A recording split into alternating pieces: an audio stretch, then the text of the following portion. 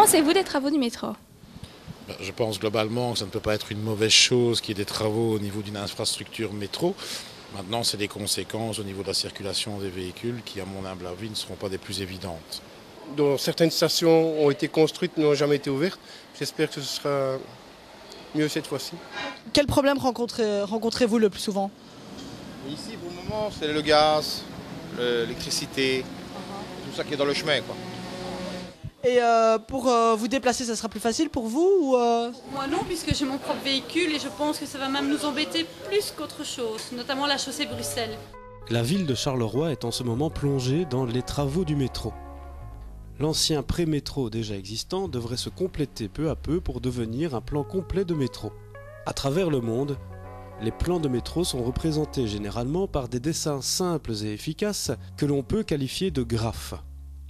Mais quelle théorie se cache derrière ce type de représentation? La théorie des graphes, c'est une technique mathématique, un ensemble de modèles mathématiques qui permettent simplement de représenter toute une série de situations concrètes et éventuellement de formuler des problèmes qui sont relatifs à ces situations.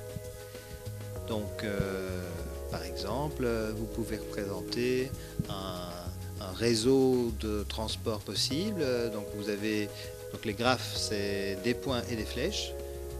Donc vous avez des points qui sont par exemple des endroits importants d'une ville, et puis vous avez des flèches qui sont les chemins, donc les voies, les routes ou les voies de transport public qui relient ces points. Et donc on peut se poser par exemple des questions du genre quel est le plus court chemin pour aller d'un point à un autre,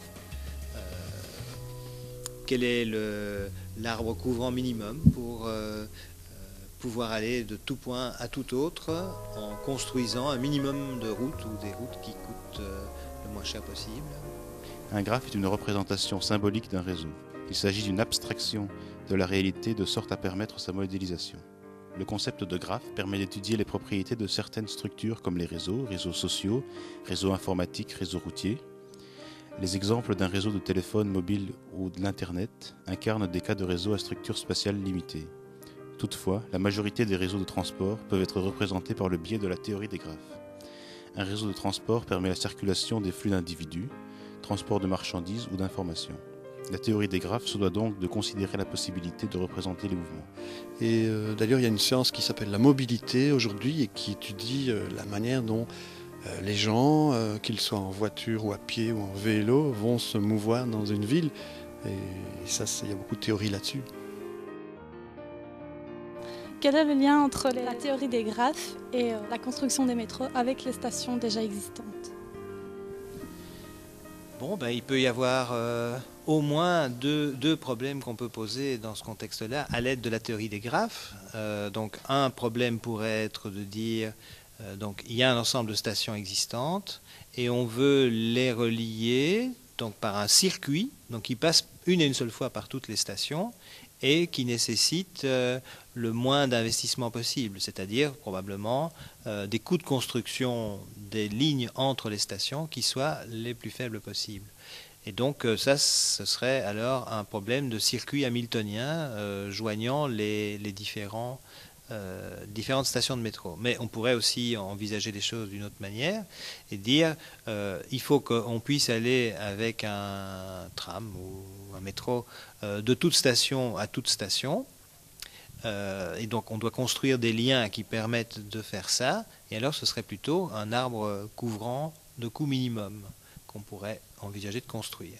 Mais tout dépend de ce qui existe déjà éventuellement au moment où on entreprend ces travaux-là. Donc il faut sans doute utiliser l'existant. Quelle est la différence entre les chemins eulériens et les chemins hamiltoniens? Bon, un chemin eulérien, c'est un chemin qui parcourt toutes les arêtes d'un graphe une et une seule fois et qui revient ou qui ne revient pas à son point de départ. Tandis qu'un chemin hamiltonien, c'est un chemin qui passe par tous les sommets d'un graphe, pas nécessairement par toutes les arêtes, donc une et une seule fois par chaque sommet, et qui revient ou pas à son point de départ. Leonhard Euler et Sir Rowan Hamilton méritent bien chacun que l'on s'intéresse un peu à eux le temps d'une petite biographie. William Rowan Hamilton est un mathématicien, physicien et astronome irlandais du 19e siècle. Il est connu pour sa découverte des quaternions. Il contribua aussi au développement de l'optique, de la dynamique et de l'algèbre. Comme le montre cette plaque commémorative, c'est le 16 octobre 1843 que Hamilton découvrit la formule de la multiplication des quaternions sur le pont de Broome à Dublin. Formule qu'il grava d'ailleurs sur le pont lui-même. Mais qu'est-ce qu'un quaternion ? Un quaternion est un élément de R4, c'est-à-dire un élément qui est constitué de 4 coordonnées réelles. Ces coordonnées réelles sont des coefficients de i, j et k qui sont des nombres imaginaires, c'est-à-dire qu'ils sont des racines carrées de -1, ce qui est impossible dans les réels. Euler est l'un des plus grands mathématiciens et physiciens du XVIIIe siècle. Il fit de grandes découvertes sur le calcul infinitésimal et sur la théorie des graphes. Il est également connu pour ses travaux sur la mécanique, la dynamique des fluides, l'optique et l'astronomie. Leonhard Euler s'est penché sur des problèmes plus ou moins importants, pratiques ou beaucoup plus théoriques, ou encore n'ayant pas une utilisation immédiate. Celui des 7 ponts de Königsberg auxquels son nom est lié en fait partie. Königsberg, qui s'appelle aujourd'hui Kaliningrad, est construite autour de 2 îles, ce qui lui donne une configuration intéressante lorsqu'on se penche sur un promeneur voulant passer par chacun des ponts.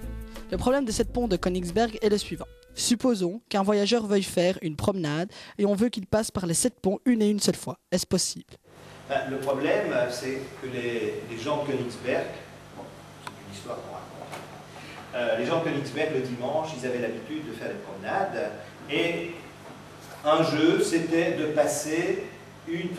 de passer une et une seule fois par chaque pont. Et si possible, de revenir au point de départ.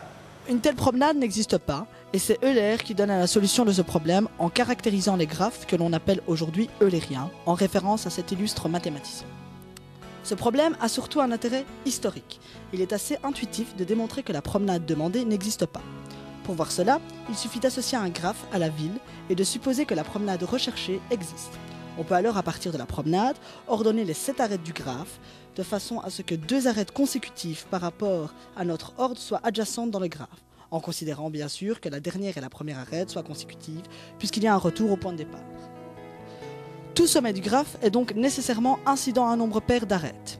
Puisqu'il est incident à une arête, il est aussi incident à l'arête précédente, ou qui lui succède dans l'ordre. Mais le graphe a des sommets qui sont incidents à 3 arêtes, d'où l'impossibilité. Notons qu'on même si on renonce à exiger le retour au point de départ, une promenade traversant une et une seule fois chaque pont n'existe pas.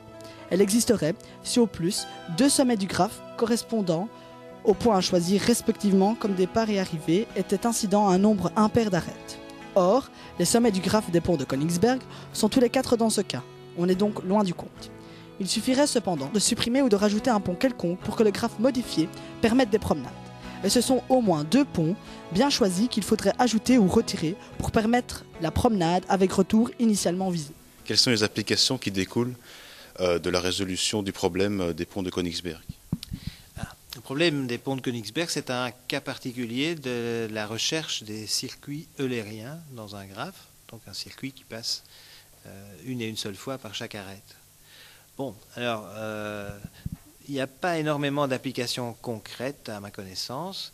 Donc, il y a le problème de dessiner un graphe sans lever son crayon, qui peut avoir des applications au niveau informatique. Donc, on a envie que l'imprimante dessine facilement le graphe. Comment dessiner une enveloppe d'un trait et sans repasser 2 fois par le même endroit ? Tout d'abord, pour qu'une figure soit faisable, il faut qu'à chaque intersection, on soit capable de repartir, sauf pour l'intersection de début et celle de fin. Par conséquent, dans le cas de l'enveloppe, il faut commencer et finir par une des 2 intersections du bas. Ici, nous commençons par l'intersection de gauche. On peut prendre n'importe quelle direction, à condition qu'on revienne à l'intersection de droite.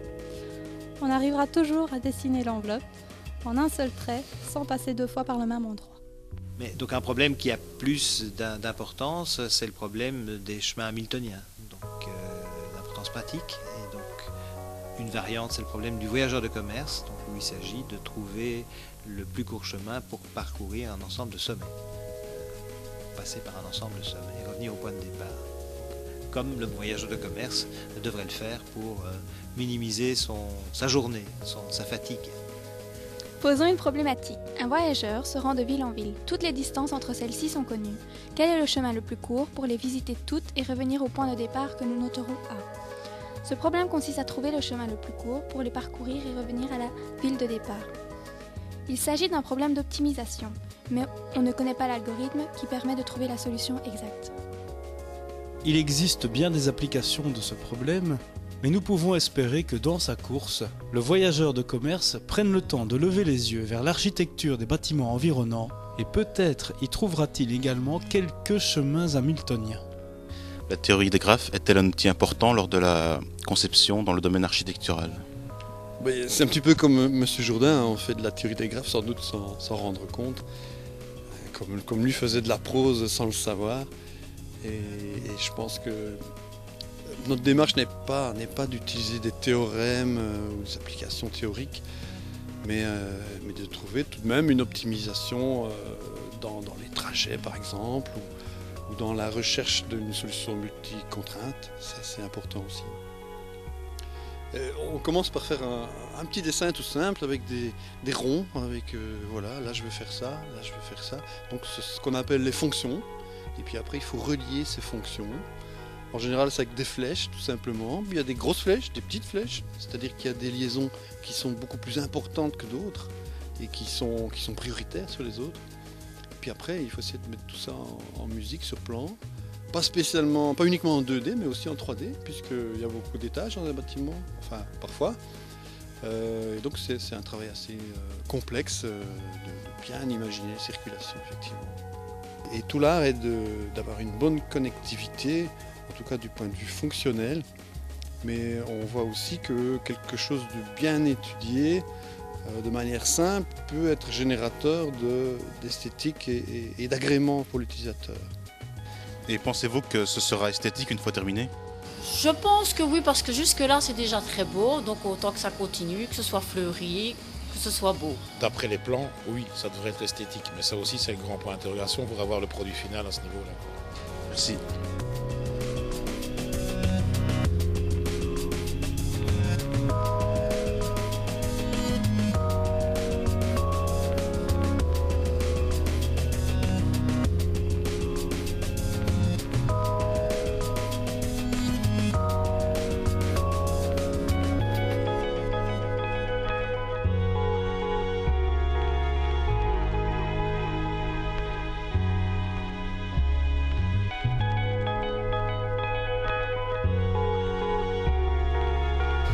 C'est énormément d'investissement, je ne sais pas par rapport à ce que ça va donner après.